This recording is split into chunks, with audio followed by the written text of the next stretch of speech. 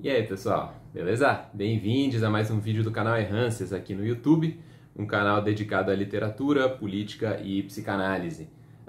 O vídeo de hoje é mais um vídeo de leitura e dessa vez comentando um livro que eu li há bastante tempo. Eu li mais ou menos em 2013, 2014, assim que eu saí do mestrado.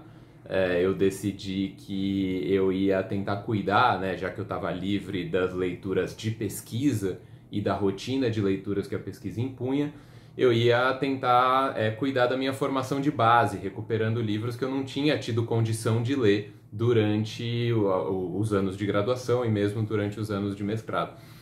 E aí eu resolvi começar indo logo para as cabeças, assim, e fui ler um livro que tinha sido muito bem recomendado por um amigo meu, o Rafael Lima. E aí eu corri atrás, consegui um exemplar usado em inglês, assim, e que na época não estava editado no Brasil. E aí li a edição em inglês desse livro aqui, que chama A Descoberta do Inconsciente, História e Evolução da Psiquiatria Dinâmica. Esse livro, cara, é um livro fantástico, fantástico, muito bom, muito importante para todo mundo que se interessa por psicologia, por psicanálise, por psiquiatria, na sua perspectiva dinâmica. Já já vou explicar o que isso quer dizer. E eu fico muito contente que a Perspectiva tenha assumido esse projeto, esse desafio e essa missão editorial, que é publicar em português brasileiro e para o mercado nacional esse livro, porque é um livro desafiador, né? É um livro grande, assim, ele saiu na edição brasileira, ele saiu com 900 e pouquinhas páginas, 906 páginas. Mas é uma formatação meio de enciclopédia, assim, né? Então, a fonte pequena para uma página grande. E isso porque é um livro bem grande. A edição em inglês, que foi a que eu usei, tinha mais de 1000 páginas. É um livro grande, é um livro que então exige bastante empenho para conseguir editar. Eles fizeram essa edição em capa dura, muito bacana, muito bem acabado, assim. A Perspectiva, por sinal, melhorou muito, né? Encadernação dos livros. E a tradução do Paulo Sérgio de Souza Júnior, que é um amigo que eu admiro demais, assim, um tradutor competentíssimo. Então, um livro para o qual eu sou, de fato, só elogios. E, bom, e o autor, o Henri Ellenberger, né, que é o autor desse livro, de mais algumas coisas, ele, de fato, mudou a cara da historiografia da psicanálise e da historiografia da psiquiatria. É um cara muito metódico, muito sistemático, muito compenetrado. Então ele tem uma nota metodológica, né, no começo do livro e é muito simples, assim, é engraçado, porque ele fala, olha, não confie em nada que não seja fonte primária. Cheque tudo e coteje todas as fontes possíveis e disponíveis. Então, assim, parece simples, né? Falando do jeito que o cara fala, né? Então, como você faz para fazer história bem feita? Cara, lê tudo no original, direto na fonte. Aí não tem erro. Agora, não é fácil, né? Então ele tem que ir para vários países, ele tem que ler muito arquivo, ele tem que ficar muito tempo em biblioteca, ele tem que viajar fazendo pesquisa e ele tem que ser muito sistemático, porque ele levanta uma massa de dados que é bizarra, assim. Então, um pesquisador trabalhar do jeito que o Ellenberger trabalha, assim, poucos têm esse tipo de mérito. Acho que não por coincidência, o Rafael Lima, que foi quem me indicou esse livro, é uma das poucas pessoas que eu acho que tem também. Caio Padovan, outro amigo, eu tenho bons amigos, eu tenho sorte. Então, mas eu queria falar desse livro em particular do Ellenberger, né? Porque ele é realmente um divisor de águas. Ele saiu originalmente em 1970, e aí a publicação em inglês, logo saiu uma tradução para o francês, depois demorou um tanto, mas saiu uma para o espanhol, que aí esgotou e nunca mais circulou. E português está saindo agora, então 2023, saiu no ano passado, então ali, tô ruim de conta, 53 anos depois, mas o livro continua atual. Então vocês podem me ouvir e falar, pô, um livro de 1970, 2024, para que eu vou ler um livro de história que já é uma peça histórica, né? Faz sentido? Faz sentido, cara. Porque ele apresenta um argumento de peso, ele faz muitas análises históricas que ninguém teve fôlego de tentar contestar ou de tentar checar, assim. Então, muita coisa que ele faz é estado da arte, porque a gente precisaria de alguém com tanto fôlego quanto ele ou mais, e isso não é fácil de encontrar, não é fácil de acontecer. Então, o livro é uma referência, um cara que fez uma coisa que pouca gente consegue fazer. E o argumento dele é um argumento de fato muito amplo, é o tipo de coisa que assusta, inclusive historiador, porque ele vai tentar falar sobre história e evolução da psiquiatria dinâmica. Mas ele não naturaliza o termo. Então, psiquiatria dinâmica é um termo que ele propõe. E aí, o termo psiquiatria dinâmica, ele está propondo para compreender um movimento que estaria inscrito na história da Europa, o que a gente chama de história do Ocidente. Né? Um movimento que começaria ali no século XVIII e que ele lastreia como um representante na antropologia europeia do que aconteceria em outras grupalidades, outras civilidades, outras epistemologias e outras ontologias ao longo de séculos.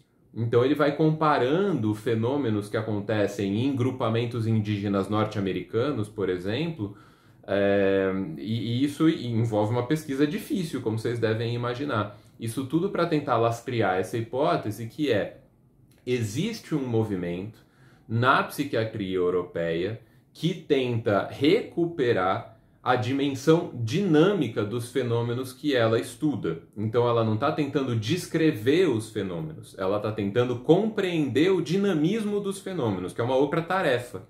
Uma coisa é descrever o que eu estou vendo. Olha, essa pessoa fala rápido, fala devagar, se veste bem, se veste mal, é feia, é bonita, tá com o juízo comprometido ou não. Outra coisa é pegar o dinamismo, o que faz essa pessoa, ou quais são os fatores, supondo o plural, quais são os fatores que fazem essa pessoa se apresentar da maneira como ela se apresenta. E aí isso seria uma psiquiatria dinâmica, nem sempre com pretensão explicativa, como nesse exemplo que eu dei, mas de qualquer maneira tentando compreender o dinamismo interno dos fenômenos, né? E ele vai lastrear essa história começando ali nos exorcismos do medievo tardio, tipo século XVII, por ali, e aí ele acompanha algumas narrativas de exorcismos para mostrar como essa narrativa do exorcismo, em alguma medida, permite entrever coisas que vão se manifestar depois, no que ele trata como uma espécie de pai fundador assim, da psiquiatria dinâmica, que é a trajetória de um cara chamado Franz Mesmer. E aí o Mesmer é um cara que propôs uma doutrina, né, que chama magnetismo animal, e do magnetismo animal o Ellenberger vai puxando os fios ali para a hipnose e para a trajetória do Pinel, e aí depois para a trajetória do Charcot e dos herdeiros do Charcot, dos contemporâneos do Charcot, e aí tem alguns capítulos dedicados a figuras expoentes no que seria a psiquiatria dinâmica do século XIX e século XX também. E aí, então, ele pega a trajetória do Pierre Janet, que era um cara ali, um colega, né, um colaborador do Charcot, um aluno, mas depois um colaborador. Então, ele pega a trajetória do Janet, ele pega a trajetória do Freud, ele pega a trajetória do Jung e pega a trajetória do Adler, que para o Brasil pode parecer esquisito, porque a gente acha que Adler não é meio ninguém na fila do pão, mas o fato é que a figura do Adler é relevante em alguns países da Europa até hoje em dia. E aí, enfim, o Ellenberger, por escolhas dele, acabou dedicando, né, um estudo de fôlego à trajetória do Adler e à contribuição que o Adler trouxe para o campo da psiquiatria dinâmica. Esses estudos autorais, eles são muito interessantes, assim, quando o Ellenberger faz mergulhos, né? Então, o texto sobre Freud eu acho encantador. Ele usa uma hipótese que eu acho uma hipótese muito interessante, que sugere que o Freud teria sido vítima, né, de um fenômeno antropológico que o Ellenberger chama de doença criativa, maladie créatrice no francês e creative illness no inglês que eu usei. E aí esse fenômeno, né, que é o Ellenberger que descreve, inclusive, ele tem artigos avulsos sobre esse fenômeno da creative illness, da doença criativa, seria um fenômeno que acomete sujeitos que estão às voltas com pesquisas profundas e que vivem experiências dificultosas no contexto da sustentação dessas hipóteses que vão lastrear, no fim das contas, a evolução dessas pesquisas. O andamento das pesquisas vai levar o sujeito a precisar de grandes marcadores e essas coisas geram uma espécie de crise no próprio decurso. Então ele está falando do dinamismo de uma experiência criativa. E aí ele propõe isso, faz muito sentido considerando a biografia do Freud. Para quem não sabe, o Freud passou por anos difíceis no momento que ele estava justamente criando a psicanálise. Teve a perda do pai dele, o falecimento do pai, mas certamente não se esgota aí. né? Teve uma relação aí conturbada com o uso de cocaína, que na época não era droga proibida e perseguida pela polícia que é hoje, mas ainda assim, né, causava certamente efeitos nele e outras coisas, né? Ele sofria enxaquecas recorrentes, tinha uma série de coisas acontecendo ali. Então, assim, aparentemente um sujeito atormentado, passando por um momento difícil, né? No mesmo capítulo sobre o Freud, ele fala que outro sujeito que teria passado por isso é o Fechner, eu ia falar do Fliess. O Fechner é um outro cara que influenciou o trabalho do Freud e que tem uma trajetória muito interessante, uma história criativa muito peculiar, propôs coisas que influenciaram decisivamente a psicofísica, mas também acabou propondo outras teorias, algumas um pouco mais esotéricas. E, enfim, para resumir uma história que poderia ser longa, o livro do Ellenberger, ele é constituído de 10 capítulos, se não me falha a memória, vou até checar aqui, mas 4 deles são grandes capítulos sobre esses autores, né? Então, para vocês terem uma ideia, como eu disse, são 800 e tantas páginas de texto corrido, né? Da introdução até o primeiro capítulo de autor são 330 páginas. E aí depois, da 337 até a 880 e tanto, ele está estudando esses autores. O Piaget Janet, o Freud, o Adler e o Jung. E aí depois tem um capítulo final de organização, né? Esse também é grande, tem umas 100 páginas. É um livro muito bacana. Como vocês podem perceber, ele exige preparação para você encarar, porque ele é grande.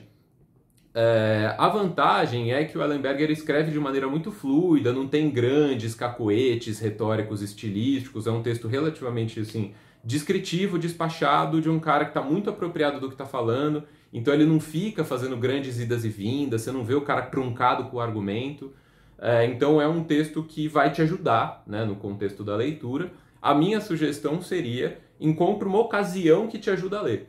Tá? Então, para um psicanalista, né? Cara, lê quando o paciente falta, entendeu? Deixa ele ali onde você atende, né? Seja na tua casa, no escritório, seja no consultório, seja qualquer coisa assim. E aí, quando um paciente faltou, eventualmente puxa ele ali da gaveta ou pega ele do canto ali e vai ler. Se você eventualmente gosta de ler em casa, né? Num momento de lazer, sei lá, deixa ele ali num cantinho e aí você, num dado momento da tua semana, pega para ler, vai lendo com calma, vai grifando as coisas, vai mais ou menos anotando, ou manda um áudio para si próprio, né, para mais ou menos organizar as ideias, porque você vai ficar um tempo fazendo isso. Então é bom ajudar a tua memória também. Então grava ali um áudio, escreve alguma coisinha para te ajudar a fixar, para você não se perder demais na coisa, e vai lendo com calma, cara. Mas eu recomendo fortemente, assim, eu fiz essa experiência aí uns 10 anos atrás, e foi de fato transformador para a minha relação com a história da psicanálise, para a relação entre a psicanálise e a psiquiatria, e para o papel do método na constituição do conhecimento. Porque você vai lendo e vai ficando claro que o cara precisou se dedicar muito para conseguir fazer o que ele fez. Então vai aí minha declaração de admiração ao Ellenberger pela obra dele, por ter conseguido, né, fazer a obra. Minha admiração também ao Paulo Sérgio por ter encarado a tradução do Mamute. Parabéns, mano, por botar o Mamute para rodar em terras brasileiras. A gente precisava dele aqui. E fica a forte recomendação para todo mundo que tem algum interesse por essa área psi, para que entre em contato com o trabalho do Ellenberger. Beleza? Então é isso, gente. Espero que vocês tenham gostado e a gente se vê num próximo vídeo. Um grande abraço e até lá!